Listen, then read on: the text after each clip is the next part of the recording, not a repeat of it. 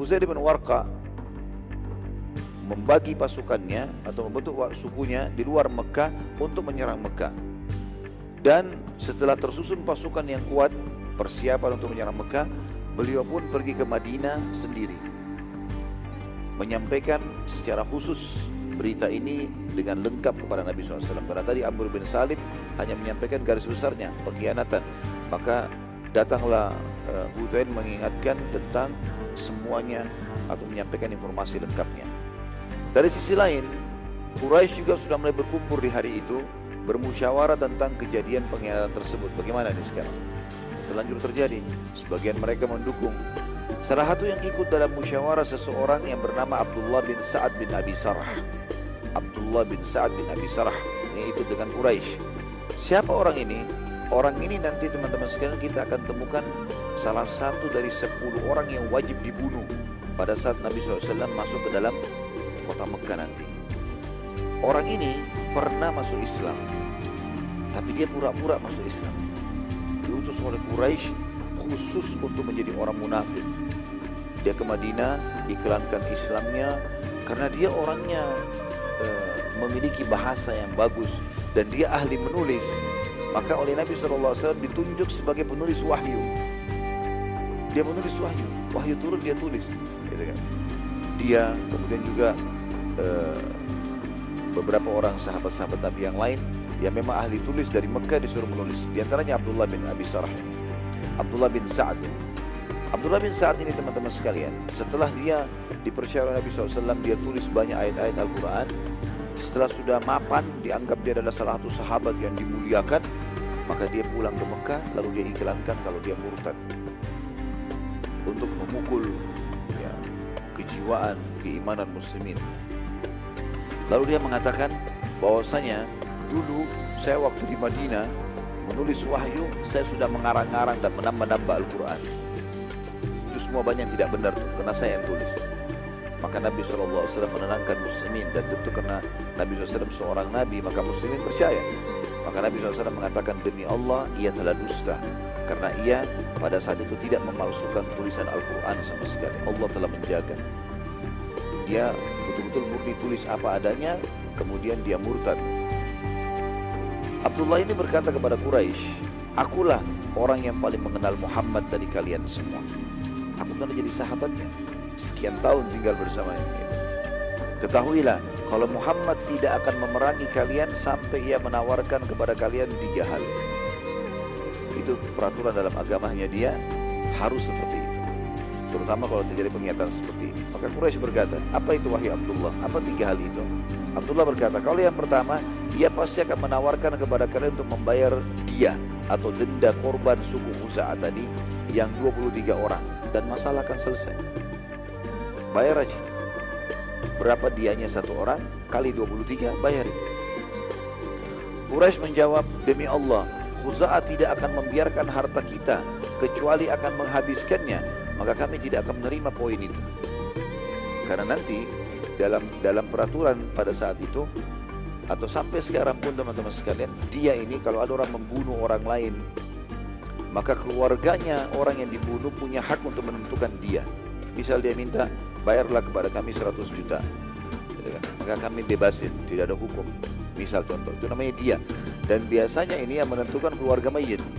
Maka Quraisy bilang, kalau Khuza'ah kita berikan kesempatan untuk menuntut 23 orang dari anggotanya itu, maka dia bisa ambil 1 Mekah nih, bayar tapi dengan 1 Mekah misalnya. Kami tidak mau terima itu.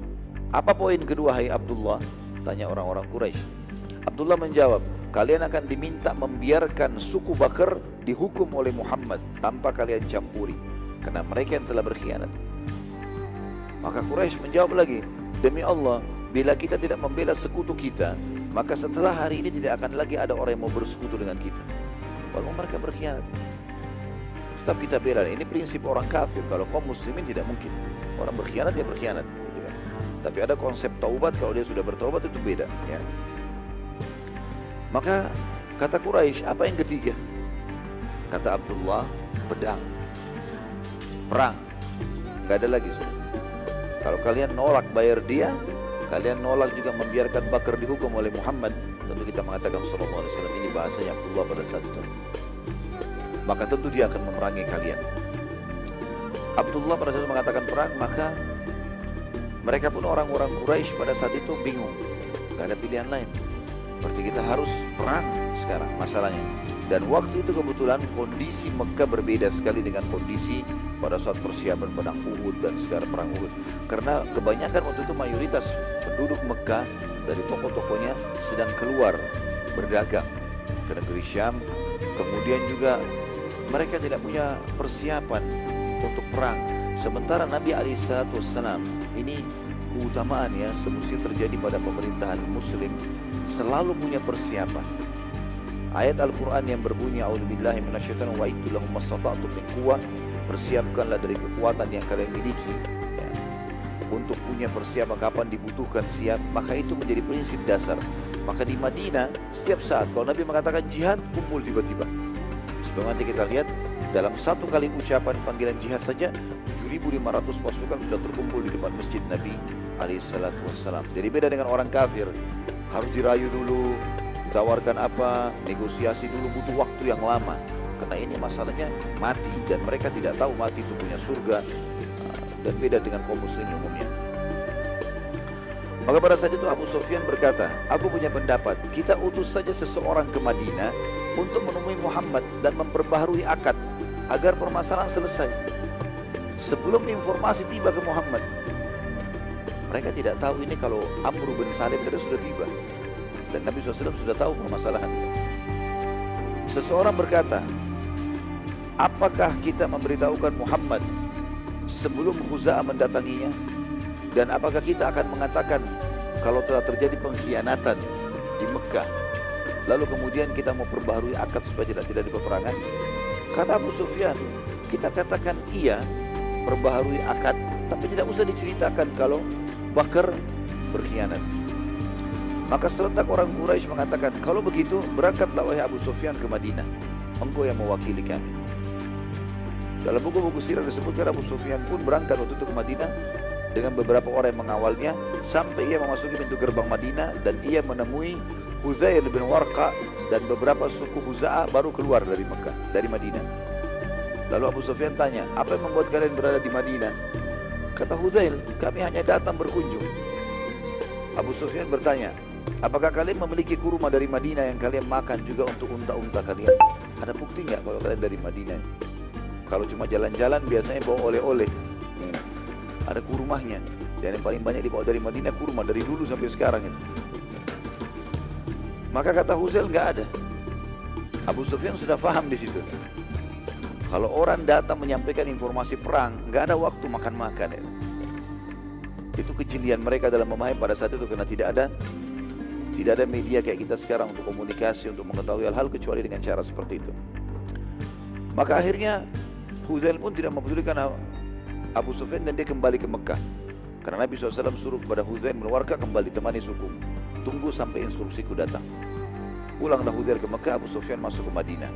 Abu Sufyan bingung mau nemuin siapa di Madinah ini, supaya bisa dapat informasi apa yang bergejolak di Madinah ini, apa informasi yang tidak ada yang ditahu gitu. Maka ia berpikir dan teringat dia punya anak kandung, Ummu Habibah radhiyallahu anha. Ini istri Nabi SAW. Anaknya Abu Sufyan muslimah waktu itu. Yang pernah kita ceritakan kalau Ummu Habibah ini hijrah ke Habasyah, dan akhirnya Nabi SAW maharnya diberikan oleh An-Najasyi ya. Dan setelah itu dikirimlah Ummu Habibah ke Madinah pada saat itu untuk menjadi pendamping Nabi SAW. Datanglah Abu Sufyan mengetuk rumahnya Ummu Habibah setelah menanyakan sana sini. Kemudian ditemukan alamatnya, datanglah ketuk. Lalu dibuka sama Ummu Habibah, disambut ayahnya, mahramnya walaupun dalam kondisi kafir. Belum saja berbicara, Ummu Habibah tetap diam menunggu ayah mau bicara apa. Abu Sufyan masih berdiri, mau duduk. Rupanya rumah Ummu Habibah nggak ada, zaman dulu orang tidak terlalu banyak ada kursi-kursi, orang banyak melantai. Ada satu tikar itu cukup tua di lantai. Abu Sufyan dia mau duduk, baru sambil duduk